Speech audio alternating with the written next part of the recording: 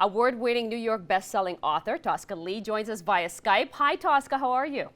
Hi, I'm great. Thank you for having me. So good to have you here. And of course, you're a very busy lady, but you've got a lot of things happening. I want to talk to you about your life in terms of your your writing and all that kind of stuff. You've got new books that have come out, which I'm loving.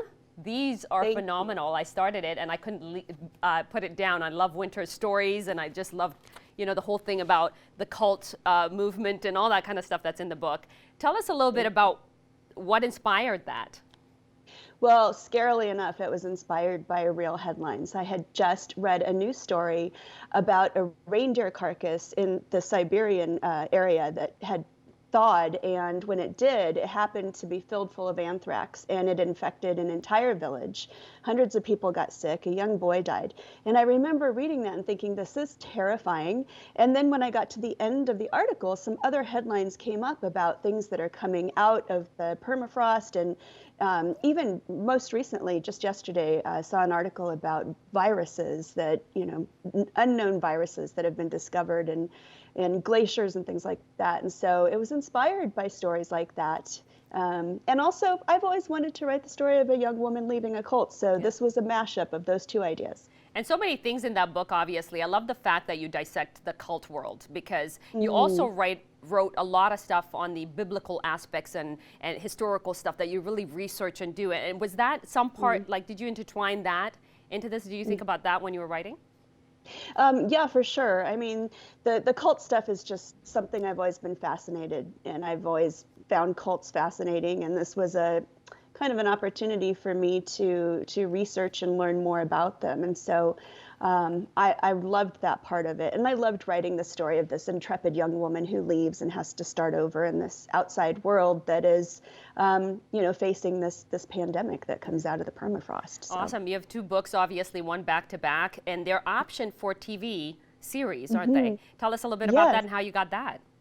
Well, I've got a working relationship with Radar Pictures and Ed Burns' production company because they are also working on two other books of mine. And so they read these and they said, we think this would make great TV. So they are in the middle of pitching right now. And our showrunner, Glenn Whitman, who wrote for Fringe and The Strain, is fabulous. And so I'm really excited to see what happens. Oh, I'm so excited about that. I'm going to be tuning in to see what goes on. And obviously you wrote a lot about historical novels and thrillers. One of the books, The Legend of Sheba, Demon, and Hava, also the story of Eve.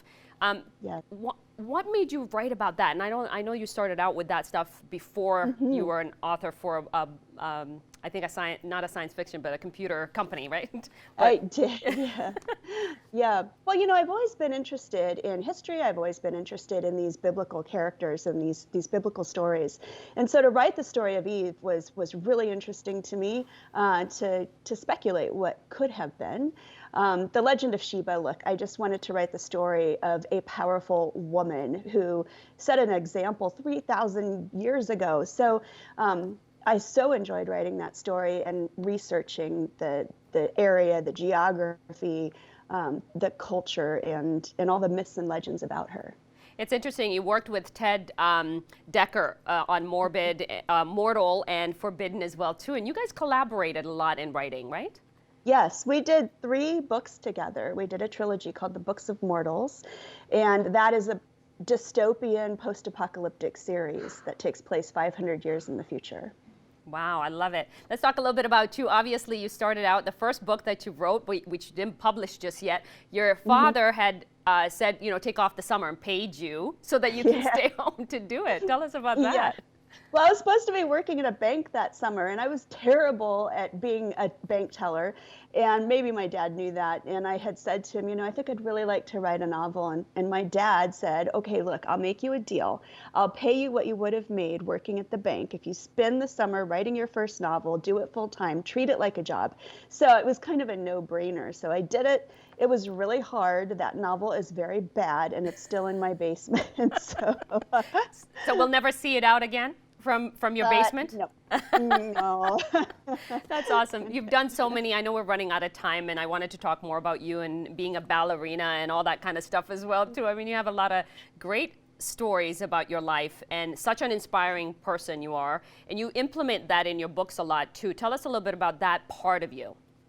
You know, I think that as a novelist, you're always picking and pulling from your past and kind of MacGyvering everything together, you know, with your experiences and, you know, a little bit of duct tape. And so that happens with my stories as well. These days, as you're reading the line between, there's a lot of kind of agriculture themes, environmental themes, and I'm married to a farmer. So that plays into it as well. Yeah. Well, we're going to continue to look out for you, read your books, of course. And where can we find you? What's your website? You can find me at toscalee.com, TOSCALEE.com. Awesome. And thank you for the books. I love them. And I can't wait Absolutely. to talk to you some more. Have a good day. Thank you. Thank Awesome. you so much. Thank you.